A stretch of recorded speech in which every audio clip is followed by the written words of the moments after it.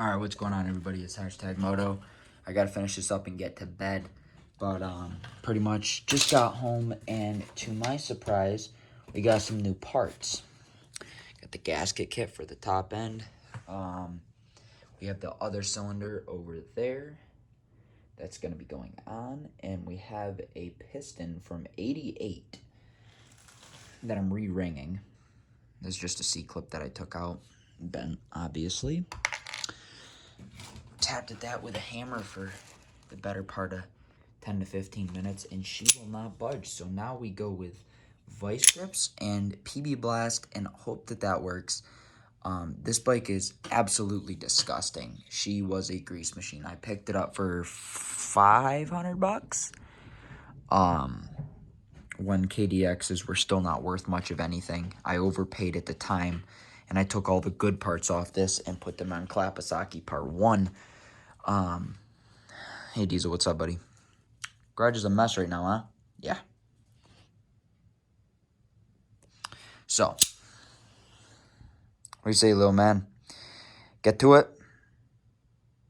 Yeah, let's get to it.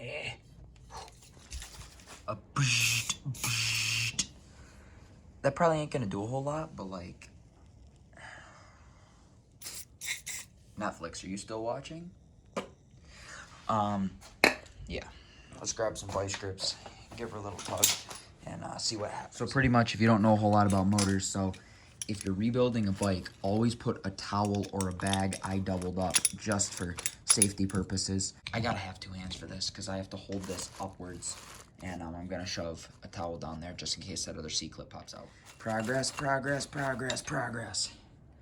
Success, success, success, success. Wow, that sucks to say a lot of times fast. Drop it in the old parts bin, or outside of the old parts bin. It's pretty much what happened to this bike was the guy ran straight gas in it. And, yeah. He told me that he ran mixed gas in it. As soon as I got it home, I realized, these piston rings, when your piston ring is absolutely caked into your piston, we'll keep this. Memories. Let's see what the wrist pin bearing looks like. You know, it could be worse. I've seen worse. I've done worse.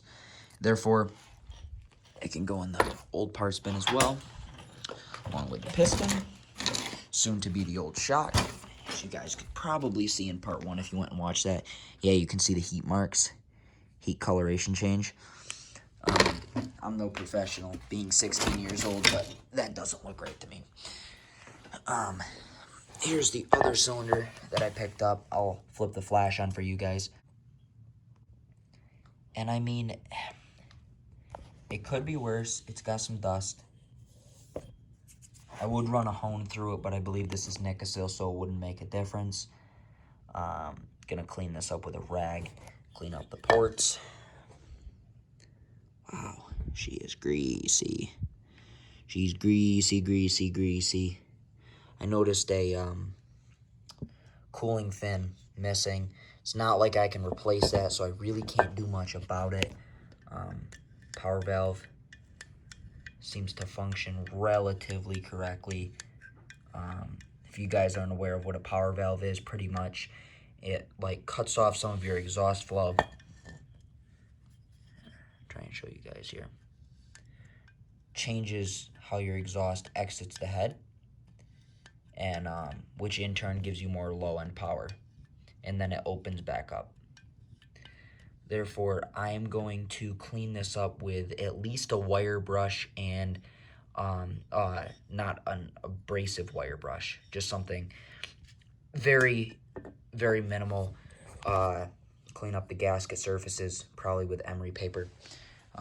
It's getting to be midnight right now, so that isn't going to help anything, but got to clean up this gasket surface as well. And, yeah, I'll see how much I can get done in this video. All right, so pretty much what I'm going to do is I'm going to take this wire brush on a handle. I'm not going to run the one with the drill. Going to clean up all throughout this area. I feel like this one little cooling fin won't make the biggest difference. I understand it's going to make a difference, but I'm also going to pull these 3 8 mils off and try and clean up in there to the best of my ability. Probably going to take the actual power valve system out, clean it up, lubricate it, and put it back in. All right, so I got this cleaned up pretty decently. I still have to do the gasket mating surfaces because, as you can see, there's still residual gasket.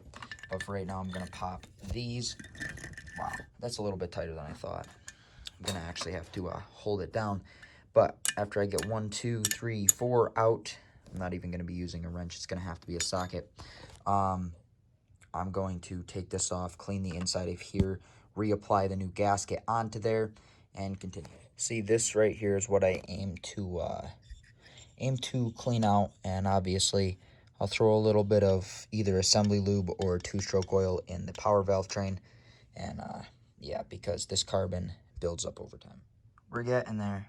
We can finally see made in Japan, but this is seeming to be a slightly tougher project. I'll let you guys know when I get through it. All right, she's all cleaned out on the inside. I'll zoom this out for you guys. Don't forget to never seize your bolts for this stuff because they suck when they snap off. Gotta wipe you guys off really quick. This is a terrible idea, but it worked. Don't need all that much. Oh yeah, by the way, don't get this stuff on your clothes because it never stops spreading. You will never see the end of never sees, especially name brand never sees. I got Permatex, but you know, it's good stuff, but just try to keep it away from the clothes, especially clothes that you care about. Right now, I actually just got home from hanging out with the boys. I'm not wearing any fancy clothes, but I'm wearing clothes I care about, so I'm trying to be somewhat vigilant on what I get on myself. All right. I'll get these on, tighten all this stuff down, and I will get right back with you. All right, and when it comes to tightening these down, you don't need to tighten them like crazy. Just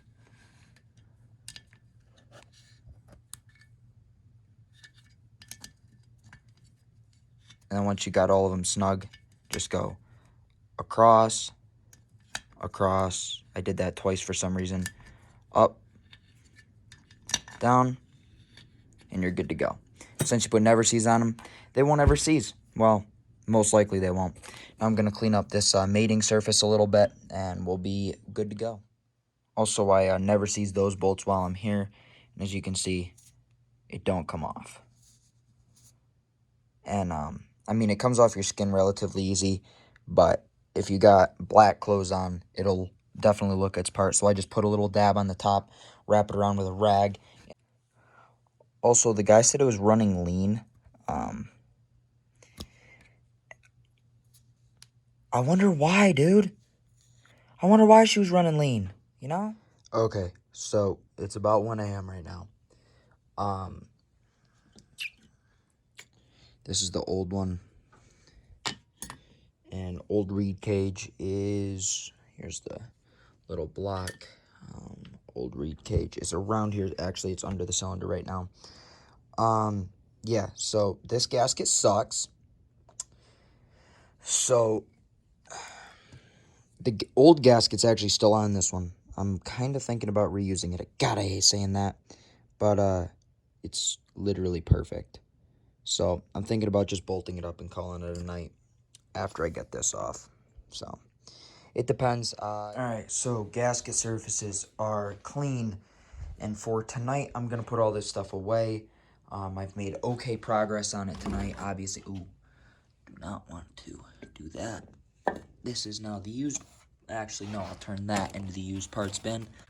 We will put all of this stuff in this box, and I will see you guys hopefully tomorrow. My stuff actually gets down to the parts shop, because if so, this thing could run tomorrow. Let's go in here for the night, and I will see you guys tomorrow. Alrighty, everybody, I would like to thank you guys for watching. Also, give me your opinion on IMS Pro Series foot pegs. I was thinking about picking some up for the 220 because I hate the stock foot pegs. Well, not so much hate. I hate the shifter more, but the shifter I can run with. The pegs are more of just a comfort thing. I noticed they have a lot of Chinese stuff on here. that is super stock pegs. I'm not a big fan of the idea of super stock pegs because why would I go with something that feels like the stock ones if I don't like the stock ones? I mean, I noticed they're a little bit wider, so that could help. Mainly, it's just the skinniness that's the problem. Like if you guys noticed on the 88, they're really, really skinny, like a lot of old bikes were. And when people redo them, they usually do bigger pegs. Like for instance, that's what the stock peg setup looks like, and these you can tell are a little bit wider. But I feel like the Pro Series look a little bit better, and as well as I feel like the spikes will go better with boots, even though I've been riding in work boots for the longest time. But that being said, I'd like to thank you guys for watching. Next video will come out in 3 or 4 days. Right now it is March 18th, I believe. Yeah, I gotta get back to schoolwork. I'll see you guys next one.